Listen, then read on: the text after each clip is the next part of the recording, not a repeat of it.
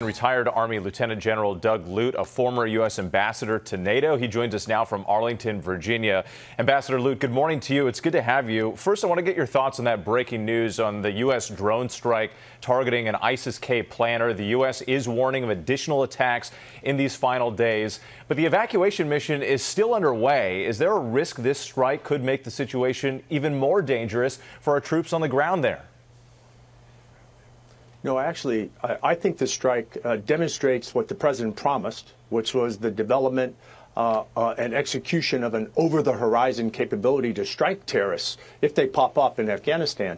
And striking just in the wake of the current attack, or the tragic attack at Kabul Air Base, I think actually suppresses the ISIS capability and causes them to actually seek cover, lie low, if you will.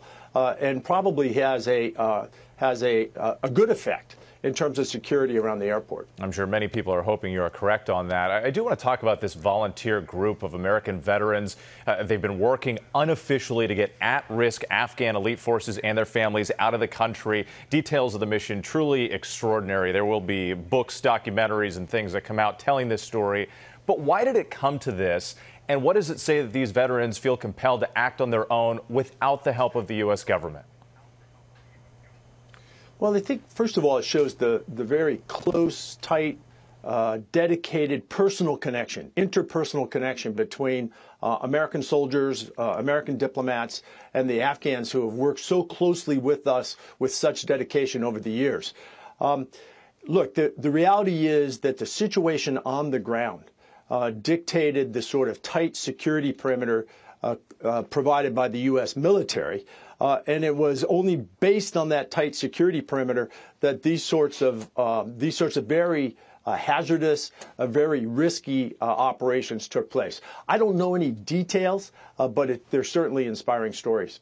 And they say they were able to get hundreds out of Afghanistan to the airport. I want to get your take on this, too, because obviously you're an ambassador to NATO, which we mentioned.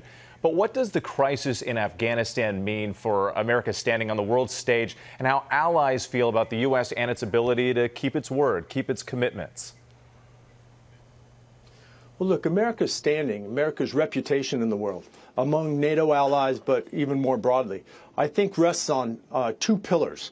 First, American values, and second, America's competence, America's ability to deliver on those values. And look, there's no question that the events of the last several days and weeks placed both of those in question, and they've been challenges. But I don't think they're existential challenges. I don't think they're decisive. America will bounce back, and our allies have been with us through tough times before, and I think they'll stay with us this time as well. So much at stake. Ambassador Lute, thank you so much for your time this morning. We do appreciate it.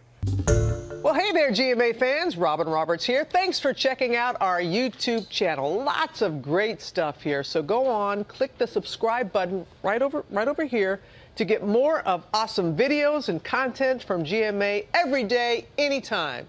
We thank you for watching, and we'll see you in the morning on GMA.